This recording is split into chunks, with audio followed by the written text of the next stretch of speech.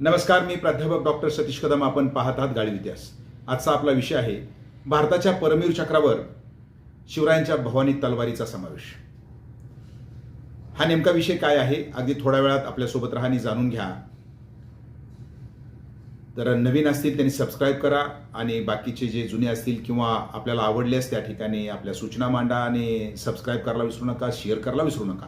त्याच्यानुसार भारतीय सैन्यामध्ये सर्वोत्कृष्ट अशा प्रकारचा जे पराक्रम गाजवल्यानंतर दिलं जाणारं जे काही सन्मान आहे त्याला म्हणतात परमवीर चक्र म्हणतात. तर हे परमवीर चक्र ज्यावेळेस भारत स्वतंत्र झाला तर त्यानंतर आपण घटना स्वीकारली तर 26 जानेवारी 1950 पासून या पुरस्काराचा अंमल किंवा या पुरस्काराला सुरुवात झाली.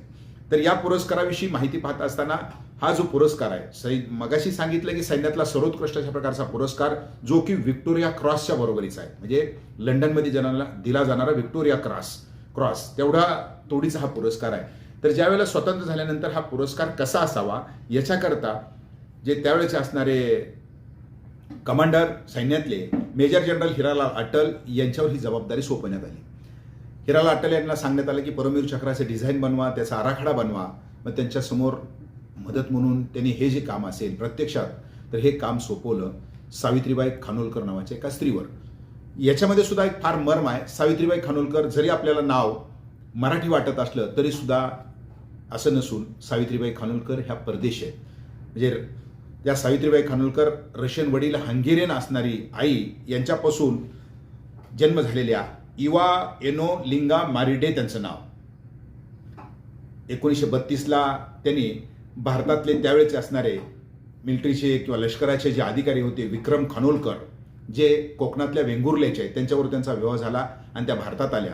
हिंदू धर्म स्वीकारला.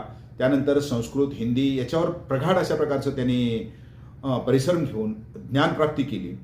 इथल्या असणाऱ्या कला किंवा नृत्य या सर्वच गोष्टी त्या माहेर झाल्या. त्यांची चित्रकला उत्कृष्ट होती आणि त्यामुळं या असणाऱ्या हिरालाल अटल यांच्यापुढे हे नाव आलं आणि त्यांनी हे जी काय असणाऱ्या इवा जे होत्या ज्या इवानी पुन्हा सावित्री नाव इथं धारण केलं होतं, स्वीकारलं होतं, त्यामुळे त्यांना सावित्री खानोलकर म्हटलं जातं. तर यांनी डिझाईन बनवत असताना या परमवीर चक्राचं आराखडा तयार करत असताना दोन गोष्टी इथं आपल्यासमोर घेतल्या. आतापर्यंत जवळपास 21 जणांना हा पुरस्कार दिला गेलेला आहे.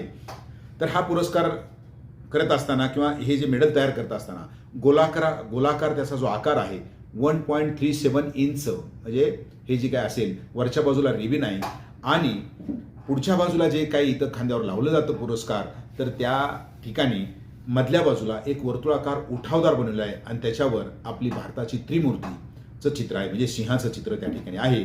आणि याच्या बाजूला म्हणजे जे वर्तुळाकार आहे त्याच्या बाजूला इंद्राचं वज्र त्या ठिकाणी देण्यात आलं आहे. आता इंद्राचं वज्र सुद्धा का देण्यात आलं तर इंद्र त्यांचं जे शस्त्र आहे आयुध आहे तर ते आहे वज्र. इंद्राचं शस्त्र किंवा आयुध वज्र आहे.